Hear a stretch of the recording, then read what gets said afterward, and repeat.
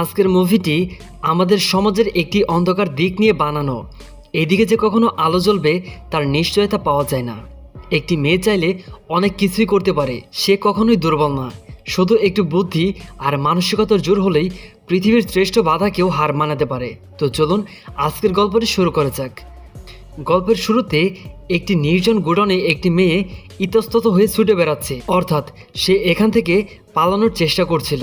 এরপর হঠাৎই তার সামনে চারজন ছেলে চলে আসে। এদের নাম শিভা, চান্দু, নয়াক আর গিরি, যেখানে গিরি হলো এদের গ্যাং লিডার। এরা চারজন মিলেই একটি মেয়েকে কিডন্যাপ করে নিয়ে এসেছে। এরা মাঝে মাঝেই এরকম একজনকে ধরে নিয়ে আসে এবং ধর্ষণ করে মেরে ফেলে। এই মেয়েটিকেও তারা সেজন্যই ধরে এনেছে। সেজন্যই মূলত মেয়েটি পালানোর চেষ্টা করছিল, কিন্তু এরা আবার সামনে এসে যায়। তো মেয়েটি একটু সাহস জুগিয়ে বলে, আমি কিন্তু পুলিশকে সব বলে দেব, তারপরে তোমাদের এনকাউন্টার কনফার্ম। এটা শুনে এরা হাসতে হাসতে বলে, আরে তুই বেঁচে থাকলে তো পুলিশকে বলবি, তোকে ধর্ষণ করে এখানে খালাস করে দেব, নো কেস নো এভিডেন্স। এবার মেয়েটি ভয় পেয়ে যায়, সে দৌড়ে পালাতে শুরু করে, কিন্তু তার জামার উপরের অংশ শয়তানগুলো ছিঁড়ে দেয়। তবুও মেয়েটি ওইভাবে একটি জায়গায় গিয়ে লুকিয়ে পড়ে। কিন্তু এখানে লুকিয়ে আর কোথায় যাবে, জায়গাটা তো তাদেরই, তাই না? এরা ঠিকই তাকে খুঁজে নেয় এবং তাকে নৃশংসভাবে ধর্ষণ করে। তাদের পার্শ্বিক নির্যাতন সহ করতে না পেরে মেয়েটি সেখানে মারা যায়। এরপর সিন কাট হয়ে যায়। অন্য একটি মেয়েকে ফোকাস করে যে স্কুটি চালিয়ে কোথাও যাচ্ছিল। এর নাম জননী। আসলে জননী এই গল্পের ফিমেল লিড ক্যারেক্টার, অর্থাৎ এই গল্পের নায়িকা। তো জননী তার কাজ শেষ করে বাড়ি ফিরছিল, আর এরা চারজন বের হয়েছিল তাদের নতুন শিকার খুঁজতে। আর এদের চোখ পড়ে যায় জননীর উপর। জননী যখন একটু নির্জন জায়গাতে যাচ্ছিল, তখনই এরা চারজন তাকে ধরে অটোতে তুলে নেয়। জননীর সাহায্যের জন্য চিৎকার করছিল, কিন্তু নির্জন এই জায়গায় কেউ তাকে সাহায্য করতে আসে না। তখন সে ফোন বের করে পুলিশকে কল করতে যাচ্ছিল, কিন্তু এরা ফোনটি বের করে নিয়ে বাইরে ফেলে দেয়। এরপর জননী চিৎকার করে দেখে জননীকে মারতে থাকে এবং একসময় তাকে সেই গোডাউনে নিয়ে আটকে রেখে দেয়। এবার জননী ব্যাপারটা বুঝতে পারে যে এবার আর তার নিস্তার নেই, তাই সে ব্যাগ থেকে একটি স্প্রে নিয়ে তাদের উপর মারতে যায়, কিন্তু তারা তা সেটা খেয়াল করে এবং সেটা কেড়ে নিয়ে মজা করতে থাকে। এরপর জননী কিছুক্ষণ চুপ থেকে বলে, আমি চাই আর না চাই তোমরা তো আমাকে ধর্ষণ করবেই, তার থেকে ভালো হয় চলো আমরা সবাই একসাথে মজা করি, অর্থাৎ তোমাদের সাথে আমি কোঅপারেট করব এবং এখান থেকে চলে যাওয়ার পর আমি এই বিষয়গুলো একদমই চুপ থাকবো। আর হ্যাঁ, আরও একটি কথা, তোমরা আমার কোনো ভিডিও করতে পারবে না, তো বলো তোমরা কি রাজি? এটা শুনে তারা চারজন জননীর উপর ঝাঁপিয়ে পড়তে যায়। তখন জননী বলে, আরে আস্তে আস্তে, আমি তো একা আর তোমরা চারজন, তোমাদের চারজনকে আমার কন্ট্রোল করতে হবে। একটু লাল পানি নিয়ে আসো না, আজ সারা রাত মাস্তি হবে। এটা বলে জননী নিজের ব্যাগ থেকে টাকা বের করে দেয়। এরপর গিরি আর নায়েক বোতল আনতে যায়।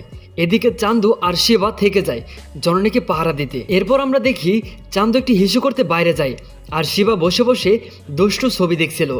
চান্দু চলে আসলে শিবা বাইরে যায় হিসু করার জন্য। তখন চান্দু আর জননী প্রায় মুখোমুখি অবস্থায় বসেছিল, আর জননী চান্দুকে সেই রকমের দুষ্টু ইশারা দিতে থাকে। কিন্তু চান্দু আগে থেকেই নেশাগ্রস্ত ছিল, তাই জননীকে এতটা গুরুত্ব দিচ্ছিল না। কিন্তু চান্দুকে ঘায়েল করতে জননীর দুই চোখে যথেষ্ট ছিল। জননী ঠিকই চান্দুকে মোহিত করে দেয়, আর এক সময় জননী ঠিকই চান্দুকে প্রপোজ করে দেয়। জননী চান্দুকে বলে, তুমি এত হ্যান্ডসাম, তোমার চুল, তোমার বডি, উফ কি সুন্দর লাগছে তোমাকে। একটি সত্যি কথা বলবো, এখানে এসে আমি তোমাকে দেখে প্রেমে পড়ে গিয়েছিলাম। চান্দু তো জননীর কথা শুনে পুরো গলে গিয়েছে। জননী বলে, আচ্ছা তুমি কি কখনো কাউকে ভালোবেসেছ? ভালোবেসে মজা করা আর জের জবরদস্তি করা দুটো কিন্তু আলাদা বিষয়। চান্দু বলে, ভালোবাসা আবার কি, ওসব আমার দ্বারা হবে না। আর এখানে আমি তো প্রতিদিন নতুনত্বে মজে আছি, তাছাড়া গিরি জানতে পারলে রাগ করবে। এরপর জননী এরকম আরও অনেক কথা বলে, কিন্তু কিছুতে কিছু হচ্ছিল না। চান্দুকে সে বশ করতে পারছিল না। এরপর জননী তার জামা উঁচু করে দেয়, যেটা দেখে চান্দুর চোখ পুরো ছানা বড় হয়ে যায়। এবার জননী বলে, দেখো চান্দু, আমি তোমাকে কতটা ভালোবাসি, ভালোবাসার এরকম প্রমাণ আর কোনো মেয়েই দিতে পারবে না। এবারে চান্দু কিছুক্ষণ নিস্তব্ধ থেকে জননীর প্রপোজাল স্বীকার করে নেয়, আর জননী তাকে জড়িয়ে ধরে। এর কিছুক্ষণ পর শিবা সেখানে এসে চান্দু আর জননীকে দেখতে না পেয়ে সম্পূর্ণ গোডাউন খুঁজতে শুরু করে দেয়, কিন্তু নয়া নয়া পীড়িত নিমজ্জিত কাপল এরা কি আর সেই জায়গায় থাকবে? এরা দুজন ছাদে গিয়ে বসে বসে প্রেমালাপ করছিল। জননী তখন বলে, চলো আমরা এখান থেকে পালিয়ে গিয়ে বিয়ে করে ফেলি। চান্দু বলে, গিরি আসুক, ওর কাছে বলে আমরা এখান থেকে চলে যাব। জননী বুঝতে পারে এখানে এভাবে কাজ হবে না, সেজন্য সে ইচ্ছে করে নিজের হাত কেটে ফেলে এবং চান্দুকে দেখিয়ে বলে, এই দেখো না রক্ত পড়ছে আমার হাত থেকে, আমাকে জলদি হসপিটালে নিয়ে চলো। চান্দু বলে, ঠিক আছে, এখনই গিরি চলে আসবে, বললাম তো তোমাকে। এরপর জননী চান্দুকে আরও মধুর মধুর কথা বলতে থাকে। সে বলে, দেখো আমি কতটা সুন্দর, শুধু তোমাকেই ভালোবাসি। তুমি কি চাও আমাকে তোমার বন্ধুরা ভোগ করুক? আমার শরীরের উপর শুধু তোমারই অধিকার রয়েছে। এমন সময় সেখানে শিবা চলে আসে আর জিজ্ঞাসা করে, এই তোরা এখানে কি করছিস? তখন চান্দু বলে, আমরা দুজন দুজনকে ভালোবাসি রে, আমরা এখন এখান থেকে বেরিয়ে বিয়ে করে ফেলবো। শিবা বলে, তোর ব্রেন ঠিক আছে তো? আমরা মজা করে ছেড়ে দেব ওকে, আগামীকাল নতুন আরেকজন আনবো। এসব ঝামেলায় তুই কখন জড়ালি আবার? এসব নিয়ে দুজনের মধ্যে কথা কাটাকাটি হচ্ছিল। এরপর মারামারি হয়ে যায়। এক পর্যায়ে চান্দু শিবাকে ছাদ থেকে ফেলে দেয় এবং শিবা সেখানেই মারা যায়। এরপর চান্দু আর জননী সেখান থেকে পালাতে থাকে, কিন্তু গিরি আর নায়ক তাদের সামনে পড়ে যায়। চান্দু তখন একটি প্ল্যান করে এবং বলে, এক্ষুনি এখান থেকে পালাতে যাচ্ছিল এবং আমি তাকে ধরে ফেলেছি। এরপর তারা আবার তাদের সেই জায়গায় গিয়ে মদ খেতে বসে। এরা যখন গ্লাসে গ্লাসে মদ পান করছিল, জননী তখন চুপিসারে তার গ্লাসের মদ মাটিতে ঢেলে দিচ্ছিল। এই ব্যাপারটা শুধু চান্দুই জানতো। যতবারই মদের প্যাক সাজানো হয় ততবারই জননী চুপিসারে পাশে ফেলে দেয়। এই ব্যাপারটা শুধু চান্দুই জানতো। একসময় গিরি শিবার কথা জিজ্ঞাসা করলে চান্দু মুখ ফসকে সত্যিটা বলে দিচ্ছিল। তখনই জননী বলে দেয় শিবা বাথরুমে গিয়েছে। তখন চান্দু তাতে সম্মতি দেয়। এরপর কিছু সময় পার হলে যখন শিবা আসে না, তখন গিরি শিবাকে কল করতে বলে, কিন্তু চান্দু শিবাকে কল করার নাটক করে বলে, কল লাগছে না ভাই। তখন গিরি তাকে কল করতেই শিবার ফোন বেজে ওঠে। এখন সেখানে গিয়ে তারা শিবার লাশ দেখতে পায়। এখন এই সুযোগে চান্দু আর জননী পালানোর চেষ্টা করে, কিন্তু গিরি আর নায়ক আবারও সামনে চলে আসে এবং শিবার মৃত্যুর ব্যাপারে জিজ্ঞাসা করে। তখন চান্দু বলে, আমি জননীকে ভালোবাসি আর ও আমাদের মাঝে বাধা হয়ে এসেছিল, তাই আমি সরিয়ে দিয়েছি তাকে। এটা শুনে নায়ক বলে, তাই বলে তুই বন্ধুত্ব নষ্ট করে দিবি, ওকে মেরে ফেলবি? ঠিক আছে, আমি তোর সামনেই তোর গার্লফ্রেন্ডকে ধর্ষণ করে মেরে ফেলবো। এরপর তাদের মাঝে ধস্তাধস্তি শুরু হয়ে যায়, যেখানে এক সুযোগে চান্দু ও জননী পালাতে শুরু করে। একসময় তারা একটি ঘরে লুকিয়ে যায়। গিরি আর নায়ক তাদের দুজনকে আলাদা আলাদা হয়ে খুঁজতে থাকে এবং নায়ক জননীরা যেই ঘরে লুকিয়েছিল সেই ঘরে পৌঁছে যায় আর জননীকে দেখতে পায় এবং তাকে ধরতেও যায়, কিন্তু চান্দু পেছন থেকে এসে তাকে আঘাত করে আর তাদের মধ্যেও মারামারি বেঁধে যায়। মারামারির এক পর্যায়ে চান্দু নায়ককে মেরে ফেলে। এখন নায়কের মৃত্যুতে জননীর মুখে মৃত হাসি ফুটে ওঠে। এরপর গিরিও সেখানে এসে দেখে নায়ক মারা গেছে এবং সে চান্দুর হাতে এক গ্লাস মদ ধরিয়ে দিয়ে বলে, দেখ ভাই, এই ভালোবাসা অত্যন্ত ভয়ানক একটি জিনিস, যেটা মানুষকে কোথায় থেকে কোথায় নিয়ে যাবে সেটা কেউ জানে না।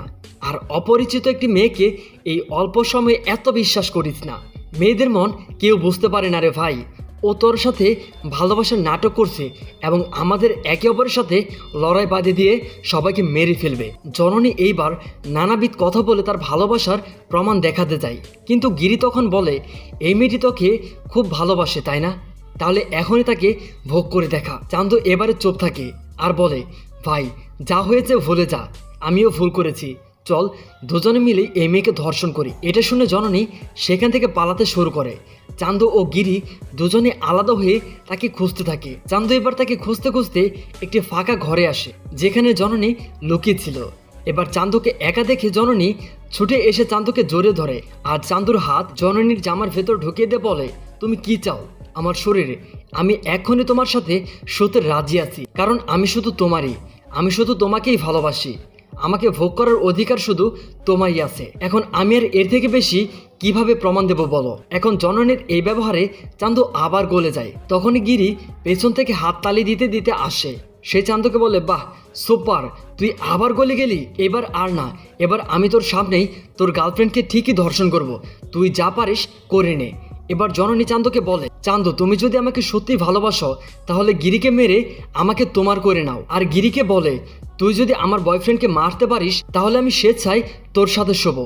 ব্যাস, জননী তার চাল চেলে দিয়েছে। এবারে দুই বন্ধুত্বের মধ্যে শুরু হয়ে যায় চরম আকারের মারামারি। গিরি চান্দকে অনেক মারতে মারতে আধমরাই করে ফেলে এবং জননীকে ধর্ষণ করতে এগিয়ে যায়, কিন্তু চান্দু তার পা টান দেয় যাতে সে নিচে পড়ে যায়। আর সেখানে একটি কাচের বোতলও গিয়ে গিরির মাথা লেগে সে গুরুতর আহত হয়ে যায় এবং সেখানে সে মারা যায়। 4 জনের মধ্যে 3 জনই শেষ হয়ে গিয়েছে, বেঁচে রয়েছে শুধু এই চান্দু, তাও আবার আধমরা অবস্থায়। এবারে জননীর রিয়াকশন পাল্টে যায়। সে চান্দুকে বলে, কি রে, তুই কি ভেবেছিস আমি তোকে ভালোবাসি তাই না? আরে আমি তো তোকে ব্যবহার করেছি। পুতুল নাচ দেখেছিস কখনো? ওখানে পুতুলকে সুতো ধরে নাচাতে হয়। তোদের মতো পশুদের হাত থেকে বাঁচতেও মানুষকে এরকমই করতে হয়। তোদের মতো কয়েকটা কিটের জন্য সমাজ নষ্ট হয়ে যাচ্ছে। আমরা মেয়েরা কখনোই বের হতে পারি না। শকুনের মতো তাকিয়ে থাকিস শিকারের আশায়। হ্যাঁ, তোকে আমার প্রাইভেট পার্ট দেখিয়েছি, সেখানে তোর হাতও দিয়েছি, তাই বলে এটা ভাবিস না যে আমার সব ইজ্জত চলে গেছে। কিছু পেতে হলে কিছু দিতে হয়, কোনো কিছু এমনি এমনি পাওয়া যায় না। নিজের ইজ্জত বাঁচানোর জন্য না হয় কিছু ইজ্জত আমি বিলেই দিয়েছি, কিন্তু তোকে এখন আমি এমনভাবে মারবো যেটা দেখে তোর মতো মানুষদের বুক কেঁপে উঠবে, আর কারো দিকে খারাপভাবে তাকাতে গেলেও 10 বার ভাববে। চান্দু জননীর কাছে প্রাণ ভিক্ষা চায়। তখন জননী বলে, তোদের কাছে এরকম না জানি কত মেয়ে প্রাণ ভিক্ষা চেয়েছি, তোরা কি তাদের কাউকে ছেড়েছিস? ছাড়িসনি, তাহলে তোকে আমি কেন ছাড়বো? এরপর জননী কাচের বোতলের একটি টুকরো দিয়ে চান্দুর মেইন পয়েন্ট কেটে আলাদা করে দিয়ে সেখান থেকে চলে যায়।